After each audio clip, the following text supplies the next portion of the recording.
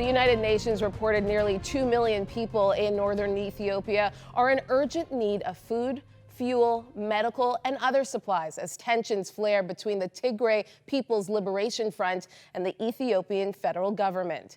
Here to talk about the crisis in Ethiopia is Carl Hetu, the National Director of the Catholic Near East Welfare Association in Canada.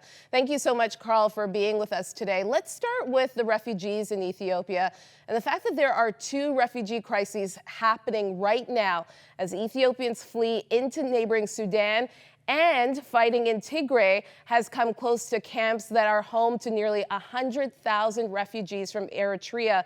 Some of these refugees are having to flee for a second time. Can you kind of paint a picture of what's going on with this complex conflict?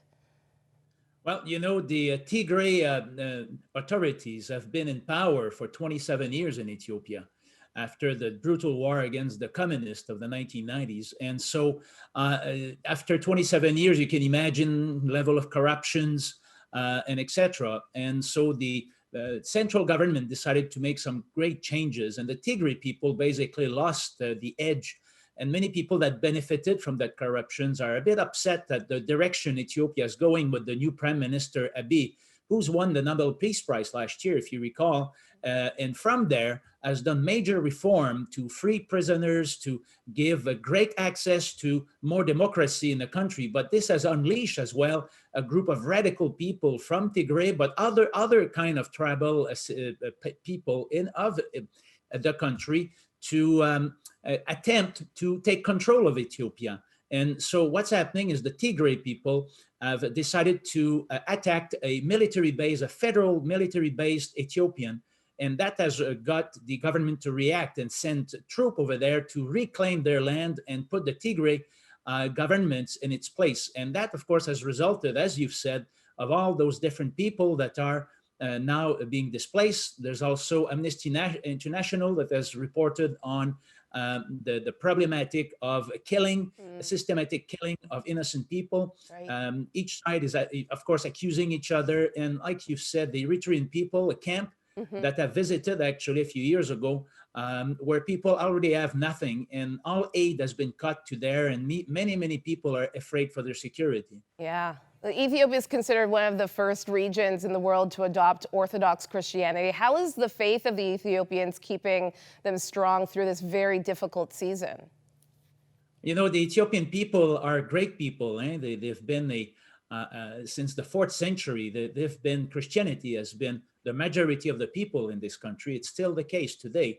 A Muslim represents about 35% of the population. And so the tradition of going through crisis is not new for Ethiopian. They've gone through all, and they are really resilient. And that's why our office made of Ethiopian based in Addis Ababa has been working in all the different parts of the country where there are troubles. 79% of the people of Ethiopia live in rural areas. 49% of the people don't have education at all, are illiterate. So our program really focuses into helping people to get into the edge. And that's done through the amazing Catholic school system.